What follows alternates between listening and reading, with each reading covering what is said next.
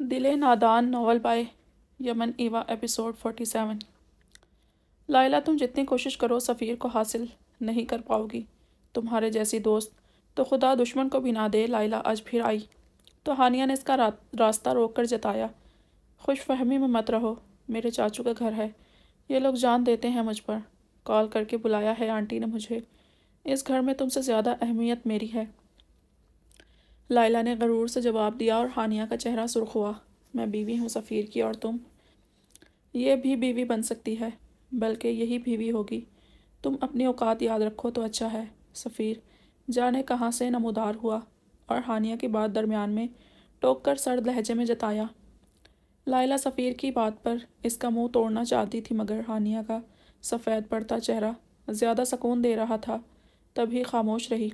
کیا مطلب سفیر؟ ہانیہ لڑکھڑائی۔ کیا وہ ہانیہ کو طلاق دینے والا ہے؟ میرا یہی مطلب ہے۔ تمہارا بھائی آج مجھے ملا اور 10 لوگوں میں اس نے میری عزت کی دھجیاں اڑا دیں۔ اسے لگتا ہے میں نے اس کی بیوی کو غائب کیا ہے۔ مائی فٹ، اس نے مجھے دھمکی دی ہے کہ جب تک اس کی بیوی نہیں آ جاتی وہ مجھ پر چیک رکھے گا۔ تو سفیر کو یہ صدمہ تھا، یہ بات تھی جس کی وجہ سے وہ آج آفس سے بھی جلدی آ گیا تھا۔ لائلہ نے حیرت سے اس کا اہانت سے سرخ ہوتا چہرہ دیکھا۔ ہانیہ روم میں بھاگی تاکہ سیل اٹھا کر کال کر سکے۔ اصبا کھو گئی، اسے پتہ تک نہیں چلا۔ اسے فکر ستانے لگی۔ ہانیہ کی بھابھی گھر چلی گئی گھر سے؟ لائلہ نے تجسس سے پوچھا۔ سفیر نے اسے دیکھا۔ پتہ نہیں، بس وہ غائب ہے شاید۔ اور یہ ہانیہ انتہا درجے کی عیار عورت ہے۔ اس نے یا اس کی فیملی نے دارام شاہ کو یہاں اس کی وائف کا نائٹ سٹے بتا دیا ہے۔ وہ اسی بات پر مجھ پر شک کر رہا ہے۔ وہ گارڈ کس سائیکو سے واسطہ پڑ گیا ہے؟ اس انسان نے تو میرا جینا حرام کر دینا ہے۔ سفیر بری طرح اکتا رہا تھا۔ اس سب معاملے سے اسے اپنی فکر ستانے لگی، مگر اب وہ ہر حال میں ہانیہ کو چھوڑنے والا تھا۔ ہانیہ اس کی محبت نہیں تھی، نہ اب تک دل میں جگہ بنا پائی تھی۔ تمہارا آج شام نکاح ہے مراد کے ساتھ، یہ جوڑا پہن لو، تائی نے لہجہ قدرے نرم کرتے ہوئے بتایا، اور ایک ریڈ ڈریس اسے پکڑایا جو دیکھنے سے ہی پرانا لگ رہا تھا۔ اصبا شاکڈ سی ان سب کا منہ دیکھنے لگی۔ میں پہلے ہی سے شادی شدہ ہوں، کسی کی امانت ہوں۔ آپ لوگ کیسے؟ یہ نکاح؟ اصبا نے غم کی شدت سے بمشکل جملہ ادا کیا۔ اس کا جی چاہا چیخ چیخ کر سب کے سر میں درد کر دے وہ کیسے ان سب کو یقین دلائے کہ وہ سچ کہہ رہی ہے۔ ہم جانتے ہیں تو یہاں نہیں رہنا چاہتی ہے۔ جب سے آئی ہے بہت بار یہاں سے بھاگنے کی کوشش کر چکی ہے۔ جانے کیا لالچ اور عیش دیا سوتیلوں نے کہ اپنا گھر نہیں اچھا لگ رہا۔ اب جھوٹ نہ بول اور جا کر تیاری کر، وقار کا بھی دماغ خراب ہے، بیٹی اس سے بڑھ کر بد دماغ ہے، دادی نے کرخت لہجے میں کہتے ہوئے اس کو متنفر نظروں سے دیکھا۔ اصبا نے بے یقینی سے سب کا اطمینان دیکھا۔ اس کی ماں نے کہا تھا وہ لوگ جاہل اور گوار ہیں، مگر اس حد تک جہالت ہوگی ان لوگوں میں اصبا نے سوچا بھی نہ تھا۔ کچھ کزنز اس کے کمرے میں لے آئیں اسے۔ وہ کسی طرح یہاں سے نکلنے کا موقع تلاش کرنے لگی، مگر اتنے ڈھیر لوگوں میں نکلنا کہاں آسان تھا۔ اصبا کا سر پھٹنے لگا۔ وہ کپڑے پہنے لب کچلتی رو رہی تھی۔ زیور یا میک اپ کا تکلف نہیں کیا، کپڑے بھی ان کی ضد پر پہن لیے۔ مراد پلاٹ اپنے نام کروانے کی خوشی میں اسی سے نکاح کرنے کو تیار ہو چکا تھا، جو اسے ایک نظر دیکھنے کے قابل تک نہیں لگی تھی۔ دارام نے بتایا وہ لڑکی نمرا وقار ہی ہے جس کے ساتھ اصبا گئی، مگر وہ لوگ بالکل نہیں مان رہے۔ ریماب نے پریشانی سے بتاتے ہوئے عزت صاحب کو دیکھا۔ تو کیس کر دیتے ہیں ان پر، پولیس یا عدالت خود منوا لیں گے۔ عزت صاحب سن کر ہی بھڑک اٹھے، اتنی دھٹائی حد ہے۔ دارام نے کچھ لوگ اس گھر کی نگرانی پر ٹہرائے تو ہیں، میں نے اپنے فرینڈ سے بات کی ہے، اگر بات کنفرم ہوئی تو کیس تو چلے گا۔ ریماب نے بے بسی سے مٹھیاں بھینچ کر ضبط کیا۔ غصہ دماغ جلا رہا تھا۔ اجوا مسلسل اصبا کے موبائل سے نمرا وقار نامی لڑکی کو کالز میسیجز کر رہی تھی، مگر لگتا تھا واقعی ڈھٹائی میں ماسٹر کیا ہوا تھا اس گھر کے لوگوں نے۔ ریماب کو اس کے اسی پولیس آفیسر فرینڈ کی کال آئی تو وہ ایک سائڈ پر گیا۔ ریماب میں نے اپنے کچھ بندے بھیجے ہیں، وہ محلے والوں سے پتہ کریں گے، اگر واقعی وہ یہاں آئی ہیں اور واپس نہیں گئیں تو ہم ریڈ ڈالیں گے، اور نہ بھی ملی تو ان کے مرد اریسٹ کر کے انویسٹیگیٹ کریں گے۔ اسٹے ہوپ فل۔ اس کی تفصیلی بات پر ریماب نے گہرا سانس دیا اور اوکے کہہ کر کال کاٹ دی۔ اب پھر سے امید نظر آ رہی تھی۔ اس نے گھر والوں کو بھی سب بتایا تو وہ بھی دعا کرنے لگے۔ تم نے مجھ سے میری ہی محبت چھین لی، سوچا نہیں تھا مراد میری ہی بڑی بہن سے شادی کر لے گا۔ نمرا اس کے سامنے بیٹھ کر اداسی سے مسکرائی۔ ازبا نے نم آنکھوں سے اسے دیکھا اور اس کے ہاتھ تھامے۔ نمرا، میرا یقین کرو، سب گناہ کریں گے، یہ نکاح نہیں ہوگا۔ میں شادی شدہ ہوں، میرے ہسبینڈ امریکہ میں تھے، اس لیے میں اپنے گھر رہتی تھی۔ مجھے مراد یہاں کسی میں کوئی انٹرسٹ نہیں۔ ازبا نے تیزی سے بھیگتی آنکھوں کو نمرا پر جما کر فریاد کی تو وہ بھی چونک گئی اس کی بات پر۔ کیا واقعی تم سچ کہہ رہی ہو، یا اس شادی سے بچنے کے لیے؟ کیا تمہارا اسی انگریز لڑکے سے چکر تو نہیں؟ اس دن جب تم پھپھو کے گھر گئی تھی، ایک انگریز لڑکا آیا تھا، پورے گھر میں اچھا خاصا شور کیا، سب کو دھمکا کر گیا۔ وہ امیر زادہ کیا لگتا ہے تمہارا؟ نمرا کی باتوں پر ازبا کی آنکھیں پھیل گئی۔ انگریز لڑکا، دارام، اس کے ہونٹوں سے سرگوشی کی مانند اس کا نام نکلا تھا۔ نمرا کی سوالیہ نظریں اس کے چہرے کا اتار چڑھاؤ پر جمی تھی اور کان اس کی آواز پر۔ وہی میرا ہسبینڈ ہے، دارام شاہ شیرازی۔ نمرا، وہ میرا ہسبینڈ ہے، میرا یقین کرو، مجھے اس عذاب سے نکالو۔ ازبا اس کے ہاتھوں میں منہ چھپائے تڑپ کر رونے لگی۔ نمرا شوق میں چلی گئی۔ ازبا کا خاوند وہ رئیس زادہ انگریز، اس لیے وہ بھڑکا ہوا تھا۔ اوکے، میں تمہاری مدد کروں گی۔ وہ تمہارا ہسبینڈ ہے یا نہیں، مگر وہ تمہاری محبت ضرور ہے۔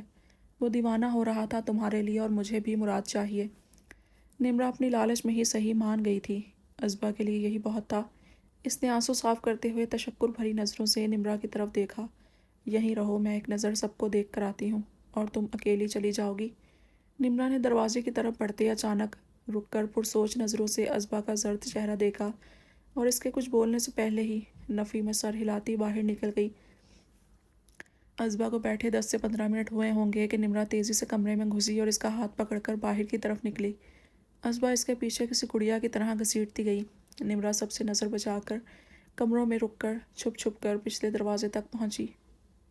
گھر میں سب تیاریوں میں مشغول تھے۔ شاید قریبی چند لوگوں کو بھی بلاوا دیا ہوا تھا، جن کی وجہ سے گھر میں چہل پہل تھی۔ شکر تھا کہ لڑکیاں بھی اپنی تیاریوں میں مگن تھیں، اس لیے کسی کی ان پر توجہ نہ تھی۔ پچھلا دروازہ کھول کر نمرا نے باہر جھانکا تو ایک لڑکی اور ایک نوعمر لڑکا کھڑے تھے جو آگے بڑھے۔ ازبا، یہ میری فرینڈ ہے جو اسی گلی میں رہتی ہے، اور یہ اس کا بھائی صدر تک تمہیں ساتھ لے جائیں گے۔ تم اپنے بھائی کو میسج کر کے بلوا لو۔ یہ نمبرز ہیں تمہارے فادر اور بھائی کے۔ نمرا نے ایک کاغذ کا ٹکڑا اسے پکڑا کر اسے ان کی طرف دھکیلا اور جلدی سے دروازہ بند کر دیا۔ وہ دونوں بہن بھائی تیزی سے کچھ قدم پر کھڑی ایک ٹیکسی میں بیٹھے تو ازبا بھی ایک تشکر بھری نظر نمرا پر ڈال کر اپنے شال میں منہ چھپا کر ٹیکسی میں بیٹھی اور ٹیکسی روانہ ہو گئی۔ ازبا نے اس لڑکی کے موبائل سے کال کی، مگر امام پولیس والوں کے ساتھ بزی تھا اور اس کا موبائل گاڑی میں پڑا تھا، اس نے اٹینڈ نہیں کی تو ازبا کانپتے ہاتھوں سے ازجد صاحب کے نمبر پر کال کرنے لگی۔ بابا! کال اٹینڈ ہوتے ہی وہ رو پڑی تھی۔ وہ اپنے آفس میں بیٹھے تھے۔ ازبا کی روتی آواز پر ان کی سماعتوں میں دھماکے ہوئے۔ ازبا، میری گڑیا، کہاں ہو تم؟ بابا ابھی تمہیں لینے آ جائیں گے میری جان، بس تم بتاؤ کن لوگوں نے کڈنیپ کیا، کس جگہ پر ہو؟ وہ تڑپ کر تیزی سے بولتے ہوئے آفس سے نکلنے لگے۔ تقریباً 1 ماہ بعد ازبا کا کوئی سراغ مل رہا تھا اور انہیں خوف محسوس ہوا پھر سے نہ کھو دے۔ ازبا بس روتی جا رہی تھی، کوشش کر کے بھی بات نہیں ہو پائی اس سے۔ اس کے ساتھ بیٹھی نمرا کی دوست نے موبائل لے کر خود بات کرنا بہتر سمجھا۔ انکل، ہم ازبا کو لا رہے ہیں، صدر تک ہی جا سکتے ہیں، اس لیے وہاں سے آپ ریسیو کر لیں اسے۔ میں آپ کو فکس پلازا کا نام بتا دوں گی وہاں پہنچ کر، اس لڑکی نے بتایا۔ ازجد صاحب نے اوکے کہہ کر کے گاڑی میں بیٹھتے ہی گاڑی سٹارٹ کی اور صدر کی طرف جانے والے رستے پر ڈال دی۔ وہ لوگ پنڈی صدر پہنچ جائیں گے، جبکہ انہیں اچھا خاصا وقت لگ جانا تھا۔ اسلام آباد روڈز پر جگہ جگہ ٹریفک سگنلز پر رکنا پڑ رہا تھا۔ ان کا دل بری طرح بے چین ہو رہا تھا۔ وہ لڑکی پھر سے کال کر رہی تھی۔ وہ سمجھ گئے وہ لوگ پہنچ گئے ہیں۔ انہوں نے کال اٹینڈ کر کے ان لوگوں کو مزید کچھ دیر انتظار کرنے کا کہہ کر شارٹ کٹس لیے اور صدر تک پہنچ گئے۔ لڑکی کی بتائی لوکیشن پر پہنچے تو ان کے ساتھ ہی سیاہ شال میں لپٹی زرد اور نڈھال سی ازبا جیسے گر جانے کے قریب تھی۔ وہ تیزی سے اس کے پاس پہنچ کر ازبا کو سہارا دیے اپنے سینے میں چھپا گئے۔ اب ہم چلتے ہیں انکل، شام ہونے والی ہے۔ وہ لڑکی مخاطب ہوئی تو وہ متوجہ ہوئے۔ سوری بیٹا، میری وجہ سے اتنی دیر ہو گئی۔ کیسے جائیں گے آپ لوگ؟ یہ لو کچھ پیسے رکھ لو، یہ اپنے انکل کی طرف سے شکریہ یا گفٹ کچھ بھی سمجھ لو، میری گڑیا کو بحفاظت مجھ تک پہنچانے کے لیے۔ اذیت صاحب نے اپنا والیٹ نکالا اور اس سے 5,000 کے نوٹ نکال کر ان بہن بھائیوں کو تھما دیے۔ ان دونوں کے چہرے اتنے پیسوں پر جگمگائے تھے۔ وہ اسبا کو اٹھا کر اپنی گاڑی کے پاس لے گئے جو قریب ہی پارک کی ہوئی تھی۔ اسبا کی حالت بہت خراب ہو رہی تھی۔ اسبا تم ٹھیک ہو نا میری جان؟ انہوں نے اسے پیچھے سیٹ پر لٹاتے ہوئے اس کا گال تھپتھپایا تو نیموا آنکھوں سے انہیں دیکھتی پھر سے رونے کو تیار ہوئی۔ بابا آپ آ گئے۔ وہ ان کا بازو پکڑے رو پڑی۔ اس کا کمزور وجود اتنی تھکاوٹ اور رونے کی وجہ سے جھٹکے کھانے لگا۔ وہ پریشانی سے اسے سیٹ پر لٹا کر گھر کے بجائے ہاسٹل کی طرف روانہ ہوئے۔ ریماب کے ہی ہاسٹل میں لے جا کر اسے ایڈمٹ کروایا اور پھر ریماب کو کال کر کے اطلاع دی تاکہ وہ بھی پہنچ جائے۔ دارام اسبا کہاں گئی؟ کیا واقعی وہ گھر سے چلی گئی؟ دارام ہینڈ واش باندھتا تیزی سے نکل رہا تھا جب ہانیہ کی کال سن کر آتی شائنہ بیگم حواس باختہ سی بولیں۔ اس نے رک کر انہیں دیکھتے سرد آہ بھری۔ نہیں وہ کڈنیپ ہوئی ہے اور ٹرسٹ می اس سب میں سفیر کا ہاتھ ہوا تو ہانیہ کو مزید اس گھر میں نہیں رہنے دوں گا۔ گھٹیا پن کی حد ہوتی ہے۔ دارام ان کی طرف رخ پھیرتا سنجیدگی سے باور کروا گیا۔ نہیں نہیں سفیر ایسا کیوں کرے گا؟ آئی ہوپ وہ مل جائے گی۔ کیا پولیس کو بتایا؟ انہوں نے پریشانی سے پوچھا۔ اگر سفیر ہوا تو واقعی دارام زندہ نہیں چھوڑے گا۔ ان کے پسینے چھوٹ گئے تھے۔ ریماب جا رہا ہے پولیس کے ساتھ۔ ایک جگہ کا شک ہے مجھے بھی بلوایا ہے، وہیں جا رہا ہوں۔ دعا کریں وہ صحیح سلامت مل جائے۔ دارام انہیں بتا کر تیزی سے باہر نکلا۔ اس کے گارڈز نے جلدی سے گاڑی میں اپنی جگہ سنبھالی اور دارام کے بیٹھتے ہی ڈرائیور نے گاڑی اسٹارٹ کر کے باہر نکالی۔ بس ریٹ ڈلواؤ، مزید رسک نہیں لے سکتے، وہ کنفرم یہی ہے، ریماب نے اپنے دوست کو دیکھ کر کہا۔ دارام کی نظر بھی کچھ فاصلے پر موجود اس گھر پر تھی جہاں کچھ ہلچل سی محسوس ہو رہی تھی۔ اوکے گھر کی طرف بڑھو، میں جا رہا ہوں۔ گھر کے چاروں طرف پھیلے پولیس والوں کو اس آفیسر نے آرڈر دیا اور خود بھی گھر کی طرف بڑھا۔ ریماب اور دارام بھی ساتھ تھے۔ پولیس دیکھ کر گھر میں عورتوں کا شور اچانک بڑھ گیا تھا۔ مرد پریشان سے ان کی طرف بڑھے۔ ان کے چہرے پر پریشانی شاید پہلے ہی کسی وجہ سے تھی۔ جناب آپ لوگ بار بار کیوں آ رہے ہیں؟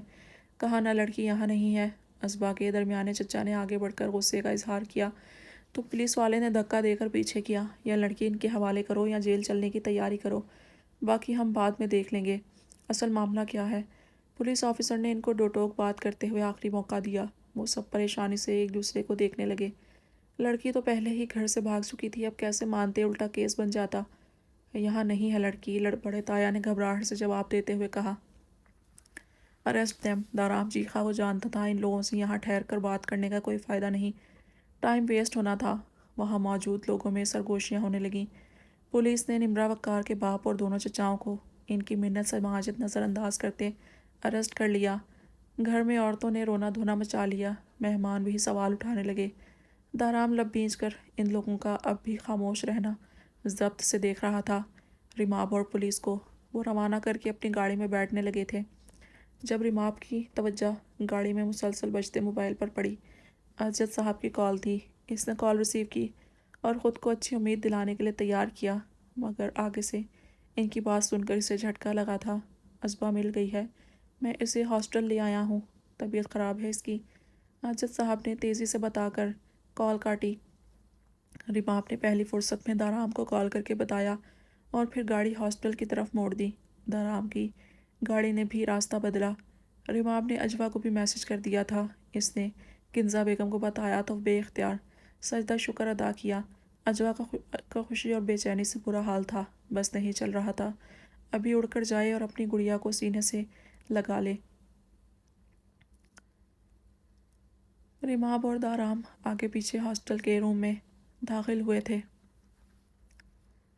اذیت صاحب قریب صوفے پر سر ڈالے بیٹھے تھے اور اسبا دواؤں کے زیر اثر غنودگی میں تھی۔ ریماب نے دیوانہ وار آگے بڑھ کر اس کا چہرہ چوما جس کا زرد چہرہ بالکل ہڈیوں کا ڈھانچہ لگ رہا تھا۔ دارام کے قدم زمین نے جکڑ لیے۔ وہ بستر پر پڑا لاغر سا زرد وجود اسبا تھی۔ اس کی بے یقینی سے پھیلی آنکھیں اتنی تیزی سے بھیگی تھی کہ وہ خود بھی نہیں جان پایا تھا وہ اپنی جگہ شاک سا کھڑا رہ گیا۔ وہ سفید گلابی سی ہنستی بولتی گڑیا چھوڑ کر گیا تھا جو جانے کیسی اذیتیں وجود پر جھیلتی اتنی بے جان ہو چکی تھی۔ ریما بھیگی آنکھوں سے اس کی نبض چیک کر رہا تھا، پھر اسد صاحب سے پوچھنے لگا کہ ڈاکٹر نے کیا کہا۔ وہ دونوں اس کی کنڈیشن ڈسکس کر رہے تھے۔ نارام قدم بڑھاتا اس کے بیڈ کے پاس پہنچا اور ضبط سے مٹھیاں بھیجتی اس کا یہ حال کرنے والوں کا وہ برا حال کر دینے والا تھا۔ مگر ابھی تو یہ معمہ حل ہی نہ ہوا تھا کہ اسے کس نے اور کس لیے اٹھایا تھا۔ ازبا کو فی الحال نیند میں ہی رکھنا تھا تاکہ وہ مزید اپ سیٹ یا اداس ہو کر اپنی حالت خراب نہ کر لے۔